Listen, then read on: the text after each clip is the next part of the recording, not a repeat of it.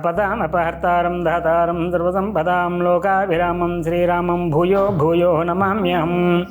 ఆపదామపహర్తారం దాతారం సర్వసంపదాం లోకాభిరామం శ్రీరామం మోక్షదంతం నమామ్యహం.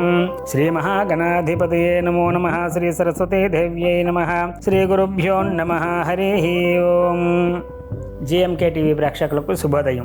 నేటి కాలమాన విశేషాలను గమనిద్దాం. స్వస్తి శ్రీ చంద్రమాన విశ్వావసనామ సంవత్సరం ఉత్తరాయణం శిశిర ఋతువు పాల్గొన మాసం కృష్ణపక్షం తేదీ 11/3/2026 బుధవారం. సూర్యోదయం 6:09 సూర్యాస్తమయం 6:06 తిథి అష్టమి తెల్లవారుజామున 4:19 వరకు. నక్షత్రం జ్యేష్ఠ రాత్రి 10 గంటల వరకు. వర్జ్యం లేదు. దుర్ముహూర్తం మధ్యాహ్నం 11:43 నుండి 12:31 వరకు. అమృత కాలం మధ్యాహ్నం 12:08 నుండి 1:55 వరకు. నేటి విశేషం అనఘాష్టమి వ్రతం, కాలభైరవాష్టమి. అనఘాష్టమి ఉన్నటువంటి సందర్భంగా దత్తాత్రేయుని ఉద్దేశించి అనగా దత్తా వ్రతాలను చేయిస్తూ ఉంటారు.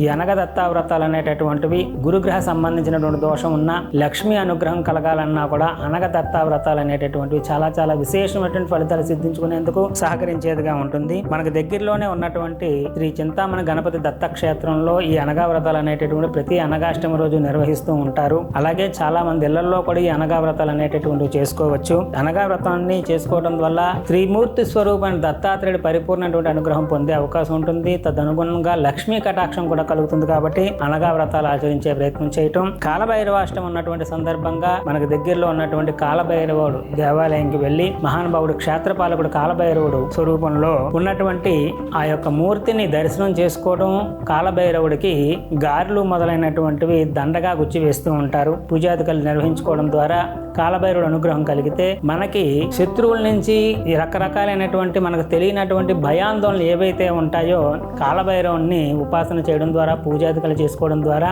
మనల్ని రక్షించుకునేందుకు రక్షింపబడతాం అన్నమాట. మనకి భయాందోళన అనేటటువంటివి లేకుండా ప్రశాంతంగా ఉండేందుకు గాను కాలభైరవుని ఈ రకంగా పూజాదికలు చేసుకోవడం వల్ల విశేషించి సత్ఫలితాలు సిద్ధించుకునే అవకాశం ఉంటుంది. కాబట్టి కాలభైరవుడు దర్శనం చేసుకోవడం, పూజాదికలు చేసుకోవడం చాలా చాలా ఉత్తమం. అలాగే బుధవారం సందర్భంగా హరిహర తనయుడైనటువంటి అయ్యప్ప స్వామి తాలూకు ఆరాధన కూడా చాలా చాలా విశేషంగా చెప్పబడుతుంది. అయ్యప్ప స్వామి దర్శనం చేసుకోవటం, అయ్యప్ప స్వామి దేవాలయంలో అభిషేకాదులు పాలతో గట అభిషేకాదులు చేయించుకోవడం వల్ల కూడా విశేషమైనటువంటి ఫలితాలు సిద్ధించుకునే అవకాశం ఉంటుంది. బుధగ్రహ సంబంధించిన దోషం ఉన్నటువంటి వాళ్ళు ఇవాళ రోజు పెసలు బ్రాహ్మణోత్తములకు కేజింపు దానం ఇచ్చుకోవడం ద్వారా కూడా బుధగ్రహ అనుకూలతకు చాలా చాలా సహకరించేదిగా ఉంటుంది. జాతకంలో బుధుడు అనుకూలంగా ఉంటే వాక్చాతుర్యం కలుగుతుంది, చక్కగా మనశ్శాంతి కలుగుతుంది, వ్యాపార అభివృద్ధి కలుగుతుంది. కాబట్టి బుధుడికి సంబంధించి పెసలు దానంగా ఇవ్వటం, దానం పుచ్చుకోలేనటువంటి పరిస్థితిలో పెసలు నానబెట్టి ఉడకబెట్టి ప్రసాదంలా చేసి పంచొచ్చు.